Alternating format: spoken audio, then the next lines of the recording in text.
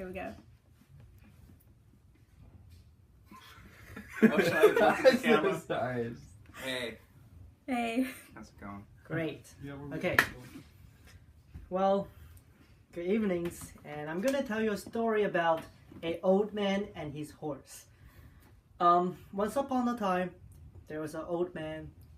He lived in a very small village somewhere in China, and he's really poor. However, he owns a very handsome and strong horse. So all of his friends is trying to convince him to sell his horse, so he can have some more money to give his family a better life. And he always answered that the horse is more like a friend to him instead of an animal. And one day, the horse just went disappeared. Poof, gone. All of his friends was trying to bonk him, say that he's an old fool. You know, he's supposed to sell the horse to somebody who is rich, so he could have some money. And the old man just smiled and said, "Well, you never know what's gonna come in tomorrow, right?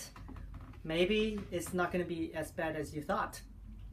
So all of his friends think he's crazy. He's just out of his mind.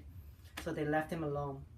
After about 2 weeks, that horse brought back a lot of wild horse back to his house. And all of his friends came over again, beg for forgiveness, and also congratulate him. And the old man started to show a little bit worried because, as he mentioned, he said, "Well, you never know what's going to happen tomorrow. It seems really good, but I don't really think it's going to be a good thing." And the next day, the old man's son was trying to tame one of the wild horse, and apparently he broke his leg. And his friend gathered again and tried to mock him again and said, "Okay, here's the fact. Your son broke his leg, and there's no way this is going to turn out anything good." And the old man just smiled and repeat the same answer again. You never know what's going to happen tomorrow. And after 2 weeks, again, China went to a war with Mongolia. So the emperor needs his soldiers. His son broke his leg, so his son can't really go to war anymore.